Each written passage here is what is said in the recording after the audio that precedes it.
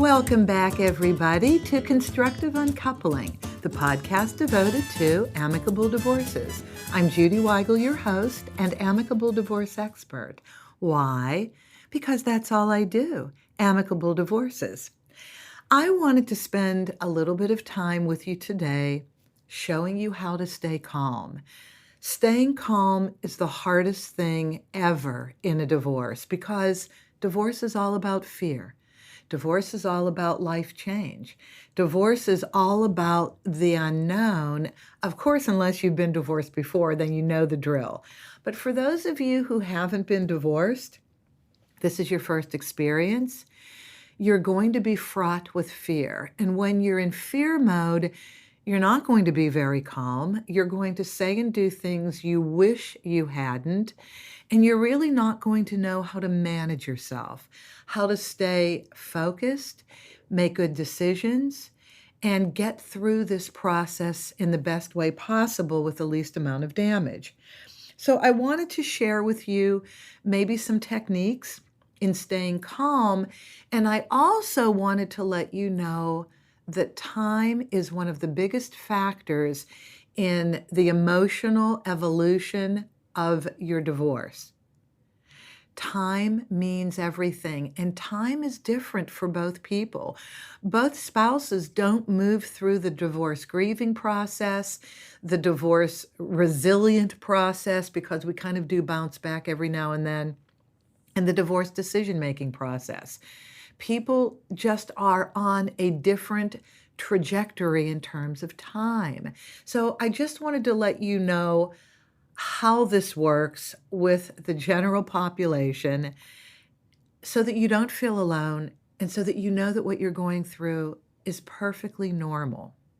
So let's talk about staying calm in general.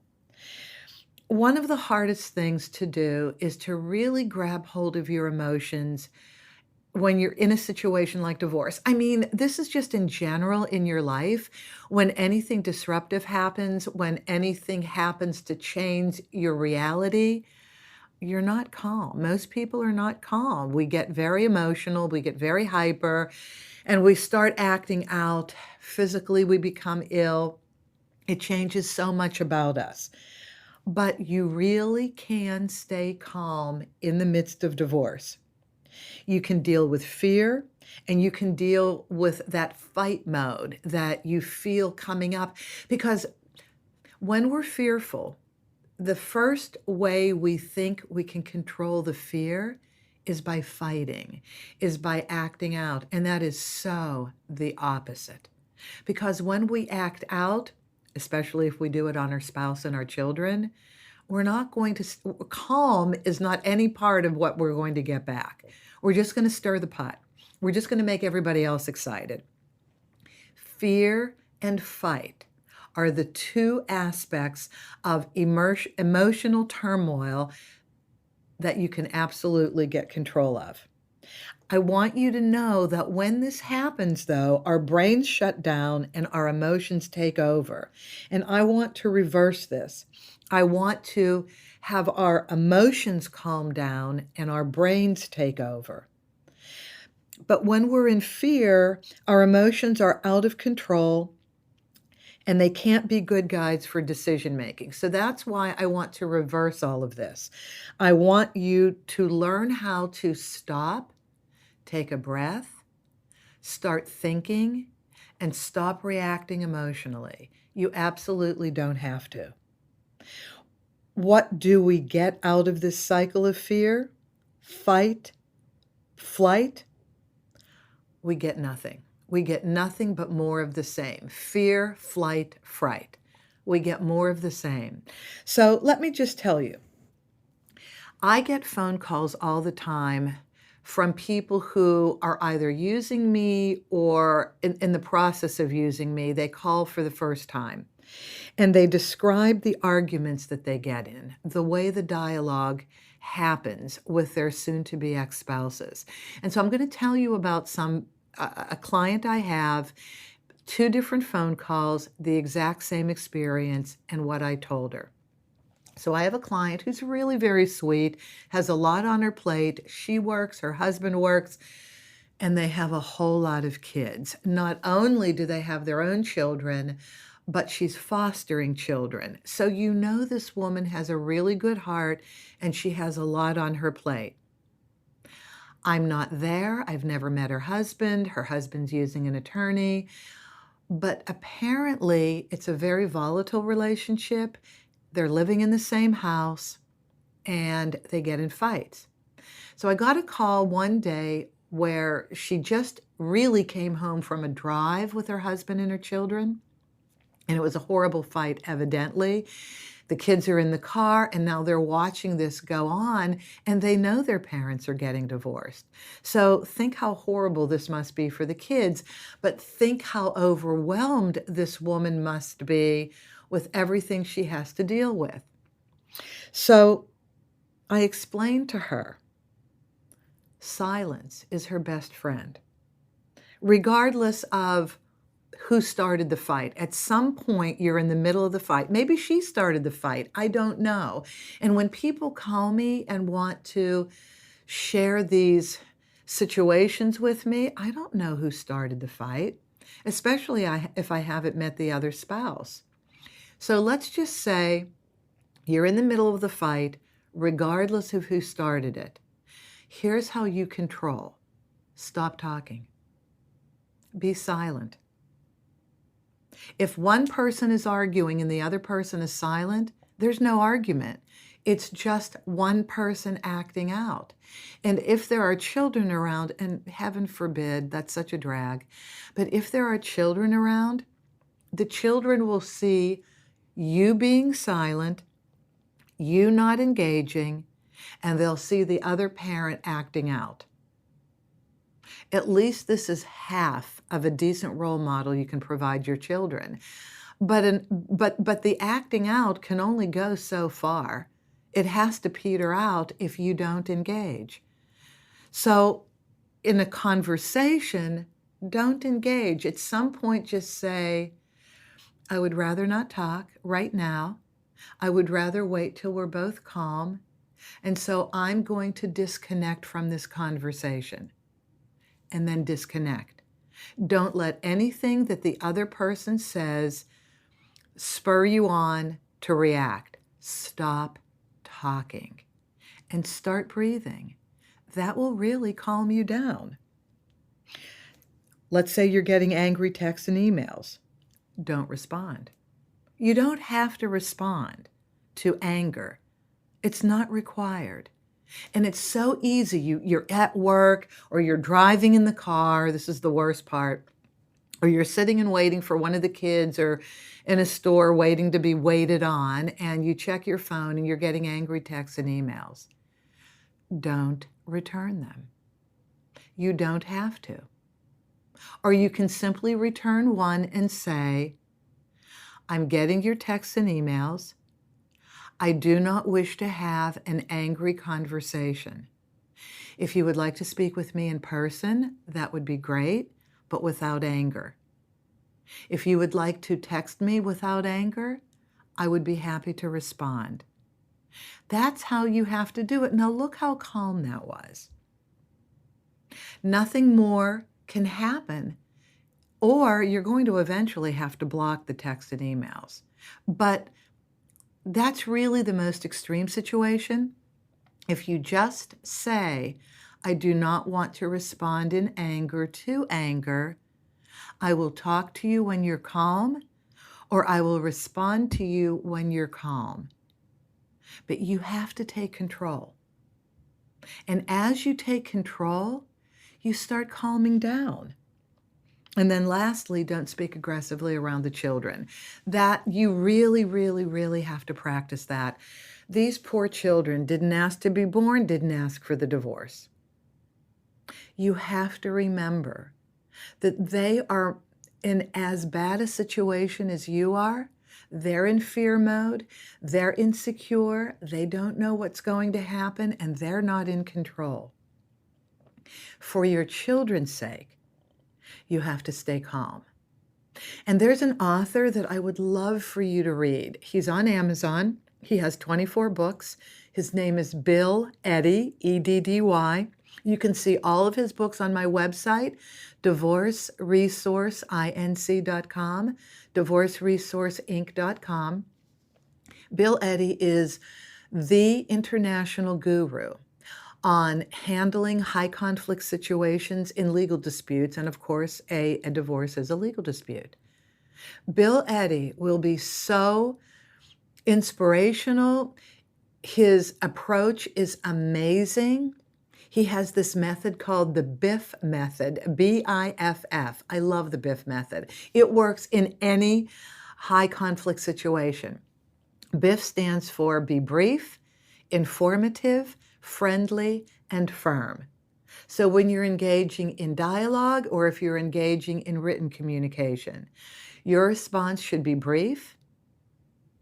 I appreciate your emails. I appreciate your text. Informative. I prefer not engaging in anger. Friendly. I would love to communicate with you, but not in anger. And firm. Don't back off. Just say, when you are calm, when we can speak in a more civil manner, I am completely available for you. And then that's it. If the texts and emails continue, if the phone calls continue, do not respond. Maybe, just one more response just like that. I'm getting your emails and your phone calls and your texts. I do not want to participate in an aggressive conversation. Let me know when you're calm, and I would be happy to communicate with you. That's it. That's all you have to say. And then you've gotten your power back. You've gotten control over yourself back. Nobody can control the other person. It's just not possible. But at least if you control you, you've done the best you can. And if you're dealing in an extreme situation where there is a person with maybe personality disorder or a mental health challenge, bipolar, so there's so many mental health challenges. I mean, you will have to go to the extreme and do a restraining order. I mean, that's the extreme, a restraining order. A restraining order over communication and a restraining order physically over how close that person can get to you. So no, that's the extreme. That's the absolute worst that has to happen. Otherwise, you can control yourself. And that's the best you can do for that situation. Now, let's talk about time, because time is a factor in your emotional stability. It takes time to get back to your center so that you can think rationally, so that you can perform during the day, so that you can engage in your duties, either being a parent, going to work, being a child of your parents, dealing with aging parents, whatever your responsibilities are. They're all ongoing, even though you're in the middle of a divorce, right? So one of my clients, and I learn everything from my clients. If it wasn't for my clients, I wouldn't have this podcast. So one of my lovely, wonderful clients said, Judy, here's what I learned in my divorce. Time is a great healer. Then it becomes business. And this particular couple came to me about 2.5 to 3 years ago.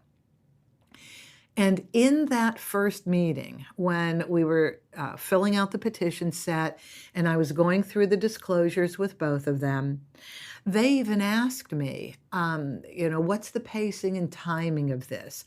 Are we obligated to finish in 6 months? Because in California, it's a 6-month minimum in which the state will allow you to be divorced. It has been a 5-year maximum with children that the state will allow you to participate in the filing, but I'm actually seeing that the court wants you out sooner rather than later. But here's the deal. It takes time to make decisions. I mean, even if you're dealing with the house is a big deal. What if you both agree to sell the house, but it needs work? What if you don't have the money to do the improvements? Time. It takes time. What if one parent was working or one spouse was working and the other wasn't, and you want to reorganize your finances in order to move out, but one one spouse has to get a job. That takes time. But it takes time just to sort through your emotions. And that's a very tangible part of a divorce.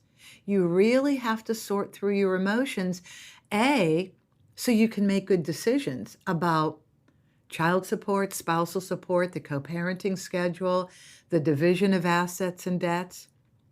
You need time. So time is a great healer because it allows you to breathe. It allows you to sort out the changes that divorce is creating in your life. And it gives you the time to accept. That's a huge part of moving forward. Accepting that the divorce is going to happen, because it is. Nobody stops a divorce or prevents it from happening. Over and above that, you need time just to be able to deal with your spouse if you have children in a co-parenting relationship. You need time to sort through the cultural, familial, religious, social changes that divorce brings about. So once you've had the time to calm down, to accept, to not blame, then you can start making the decisions about divorce. Then it becomes business. And in mediations, that's what they say to us. Don't let people become emotional. This is a series of decisions. I get it. But the reason for the divorce is the backdrop to the mediation. And in my opinion, I have to let emotions out to a certain extent, but not to the point that you would do in therapy. In therapy, it's all about emotions. And then the therapist sorts through that so that you can refocus, change what you need to change in order to become an evolved human being. That's not my job as a mediator. My job is to get you to make well thought out decisions that you're not going to regret once the divorce is final. So I want to read a little bit to you, notes I made post this conversation with my client, and I want to share this with you. So there are two ways that people get amicably divorced: quickly or over several years. The size of the settlement really isn't the issue in an amicable divorce. It may take a bigger difference in a high conflict divorce. It may make a bigger difference, in a high conflict divorce, because if you have a lot of assets and there's a whole lot of conflict, that really does take time. But in an amicable divorce, and let me just define amicable, I always like to do this. So amicable doesn't mean you're skipping and hopping and holding hands when you come into the office. Amicable just means you are both committed not to going to court, not going to trial, not needing to put the decision-making in the hands of a judge. Judges love that. They love for you to make decisions on your own. And when you make decisions and we put them in a settlement agreement, the court will never override your decisions. Whether it's spousal support, child support, how you divide assets and debts, what your co-parenting schedule is, the court is perfectly fine with you making all of the decisions yourselves. But the size of the settlement in an amicable divorce is really not the issue. The emotions are the driving factor in a divorce if the emotions haven't been dealt with first. You must sort through your emotions before you start making the decisions that you have to make in a divorce. And as we learned from a previous episode with Virginia Gilbert, who's a marriage and family therapist, MFT, there's the emotional divorce and there's the financial divorce. That's how she looks at this as a therapist. Many would think that the financial aspect of the divorce would be the more problematic aspect, but not so much unless the assets are complicated to unwind. This is what Virginia says as well. Even when the assets are complicated, though, there is a defined process that sorts everything out, and that's the disclosure process. We exchange a list of assets and debts with each other. They have value to them. You can easily see what portion is community, what portion isn't, unless you have inheritance and real estate and flipping properties and you're putting separate property money in with community property money. Yes, that has to be sorted out. But that's not really the norm. Excuse me about that. So the only issue I am really sorry. The only issue would be if both spouses disagreed with the process of how the sorting of assets and debts worked. Otherwise, the process is fairly straightforward, and you go to an attorney, and the attorney will explain from a legal point of view what's real and what's not real in the world of community assets. So how are the emotions dealt with? Well, through therapy, through release of blame, through soul searching, through self-reflection, lots of shopping, my favorite, and social activities, and time. Time is the constant. And nobody knows what that amount of time is. It's different for each spouse. And you're going to find as you're going through your divorce or when you embark upon your divorce, you and your spouse are each going to need a different amount of time to get through the emotional aspect. Time heals all wounds is a cliche that fits divorce perfectly. We need time to process the reality that our life is changing. We need to look at our level of responsibility in the divorce. Yes, we do. We have to look at our level of responsibility. Not to bludgeon ourselves or make ourselves feel worse than we already do, but we really do have to come to grips with, okay, how did we contribute to the divorce? Did we believe who our spouse was? Or did we try and cover that up? You know, too many times, and it happened again yesterday, that I'll get a call, the person's in shock, a divorce was filed for. How could that be happening? We've had such a great relationship. I cannot tell you how many times this happens. And then as I just let the conversation flow, then the real story comes out. Well, we've never really had a great relationship. 20 years. I got a call yesterday from somebody who's been married 20 years and they've never had a good relationship. The wife filed, wants to serve the husband, and the husband really is shaken up. But as he talked, it shouldn't have been a surprise that there is going to be a divorce, but I totally understand. Even though you know the relationship isn't good, if you haven't mutually decided to file for the divorce and you're told by your spouse, you know, I just filed in court for a divorce and I'm going to serve you, that is actually a shock. Or in my case, I always talk about my divorce. I knew the relationship wasn't good. I wanted to, in my own mind, approach Clark with the idea of going to therapy. And before I could do it, he asked me for a divorce. I almost fainted. I literally almost fainted, had to go to the restroom. We were in a restaurant just to put cold water on my face. I was that ill. I was that out of control. Yet I knew the marriage wasn't fabulous. Oh, isn't that interesting? I always go back to my own experience. Even though you know the relationship isn't good, it is a shock when one person files or when one person says to you, I want a divorce, either without therapy or just you've gone to therapy, it hasn't worked, there's been a cooling off period, and now one person is ready to move forward. So yes, it is a shock, but you can't say that the marriage was fabulous. Don't lie to yourself. Be honest. The marriage wasn't fabulous. If it was a fabulous marriage, one person wouldn't be asking for a divorce, generally. Okay, so you need to look at your level of responsibility in the divorce and apologize to your spouse for hurting him or her. That really has to be. And then we need to ask our spouse for forgiveness if we've misbehaved terribly. Ask your spouse for forgiveness. I can't tell you how cleansing that is. It is so wonderful to be able to say, I am so very sorry for everything I've done that got us here. I really would like to apologize and ask for your forgiveness. If I could do it over again, I would. I mean, that just is the turning point when you can do that, when you can share that. I cannot tell you, it's gold. It's absolute. It's your get out of jail free card.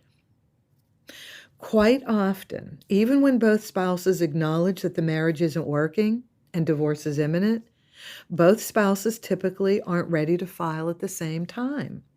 I receive calls from people all the time who say that both spouses agree to the divorce, but that one needs more time before filing. Time is the healer. Let your spouse have time. But do check in. If you're living together, do check in. If you're not living together, you really have to see, if there's a little bit of a time frame. So I would say let a month or two go by if you can. If you can, let a month or two go by. Now that you've both decided that there's going to be a divorce, do your research. Decide who you might want to use. Either if you have to use attorneys, you have to use attorneys, or people like me, document preparation companies. Do your research, see who you both like, and then see when you're both ready. Because when you're both ready, it'll be a smoother road. It really will be. What happens logistically in that healing time? That's the next question. Well, one or both spouses may need to look for work or higher paying work in order to live on their own. I mentioned that earlier in this episode, especially when there are children. So this bears a little bit of thought. So let's just say you have a situation, and I can't tell you how frequently this is. One spouse, generally the husband, is the higher wage earner, and the other spouse, the mother, maybe works at the children's school part-time or for a very low wage because they get a break on tuition and because mom can be there when school's out and when they take the kids to school. And so that's around $2,400 a month, maybe $3,000 a month gross. That's not a lot of money. That's not a livable wage. That works when it's a second income, but when you're looking at going out on your own, moms, look for another job. Because depending on what your husband makes, if your husband makes 5 figures, not 6, spousal and child support may not be enough to add on to whatever you're making to be able to live. There's a lot that goes into child support. Child support only pays for food, shelter, and clothing. Everything else for your child, which is certainly more than food, shelter, and clothing, you're supposed to both divide. You're not going to have enough money. So you have to reorganize and look for work. Or one spouse may be depressed and unable to face the paperwork necessary to file for divorce, and unable to face the decisions then required for the divorce settlement. I try to be very conscious of the fact that the settlement agreement itself can take someone's breath away. It's long. It's big. You have to read through all this stuff. It's your life on paper. So if one person is depressed, if one person has a substance abuse issue, an anger management issue, bipolar, these are all issues that are going to be triggered in the divorce. Get yourself grounded first. If you're the one that is suffering, I'm sorry, unfortunately, from these mental health challenges, get yourself grounded, get yourself on medication, get yourself into therapy. If there's a 12-step program available, get yourself to do that. Get yourself exercising, dieting. Do something that's enjoyable, that takes your mind away from the divorce. Get yourself situated so that you can go through the tough decisions of divorce. And you have to, or it'll destroy you. It'll be one more negative thing piled onto all these other issues that you have to deal with. So when you're faced with the divorce settlement, so let's just say you're started on your journey to stay calm, to work with time, to use time to heal, not just to fritter it away and avoid the divorce, but use time to get yourself positioned so that you can engage in divorce. Time should be taken to make decisions wisely. That's where you're headed. So you need the time to get yourself ready to file and engage in decision making. And you need the time to make wise decisions. This is not the aspect of the divorce to rush through. It really isn't. Don't push your spouse to make decisions quickly. Come on, let's get going. We have to get this over with. Don't be that person. But don't be manipulated either. You're really walking a tightrope. It's an emotional juggling match. I used to work with the circus, so I love using circus metaphors. Or one of my favorite, engaging with an angry spouse is like putting your head in the lion's mouth. It really is. So time. Look at time as medicine. Look at time as your great healer. I can always tell. So when we're going through the settlement, you're using time properly. Now it's time for the settlement agreement. You've gone through that. You've made your decisions. I or whomever you've hired writes it up, sends you the settlement agreement. It's like 16 to 20 pages. It's a lot to go through. It's huge. Don't rush through it.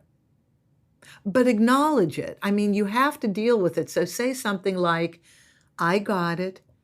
This is when I plan on reading through it. I need the right time and space to sit quietly to go through it. So at least do that. Address time. Let your spouse know when you're going to be able to go through it. Don't just operate in a vacuum. Be respectful to your spouse and be respectful to yourself. I can always tell when people haven't read through the agreement because they respond immediately. Okay, this looks fine to me. When I send an agreement out and I get that back, I know that once we get to the last draft, all of a sudden that person's going to admit they haven't read through it and they need more time. So let's be respectful to the other spouse. If you know you need time, just say, look, I'd rather wait till the weekend because I obviously do things during the week. Just say, I need the weekend, quiet space. That's when I'm going to have the right time to sit and focus, and I promise I will. So if you can just address time with your spouse will be appreciative of that. If the other spouse is the one who's kind of moving through this a little faster and maybe has gone through their grieving already, yes, that will work. That will work. Your spouse will appreciate that. So, recap. What have we learned today? Stay calm. Don't engage in angry interchanges. If your spouse is in front of the kids or anybody else and angry at you, don't engage. No, don't feel like you're being taken advantage of. Just be silent. If you need to walk away and just say, I do not want to engage in an angry interchange, but I would love to talk to you when you're calm. So you're offering that as an option. Don't respond to angry emails or texts, and don't speak aggressively around the children.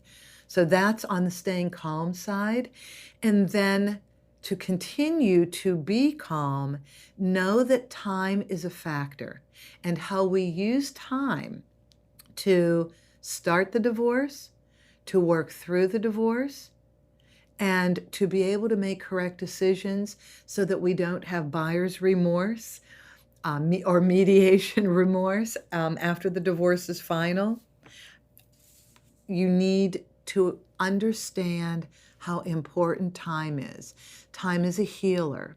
And once you allow time to do its magic and help you heal while you're engaging in the healing process, then your decisions for divorce will be the better decisions. They will be the best they can be. Well, I hope this has helped. Everybody needs help organizing their emotions in divorce. You have been listening to Constructive Uncoupling, the podcast devoted to amicable divorces. I'm Judy Weigel, your host and amicable divorce expert. Please subscribe to this. Please send this to your friends. There's so much valuable information. We upload every Wednesday, and I absolutely appreciate every one of you who listens. Call me, email me. My company is Divorce Resource Incorporated, divorceresourceinc.com. My email address, judy@constructiveuncoupling.com. Judy, Judy, at constructiveuncoupling.com. Please, if you would like any topic to be dealt with that you haven't heard or seen posted already, please feel free. I'm open to all suggestions. Take care. Go in peace. Go amicably. Talk to you next week.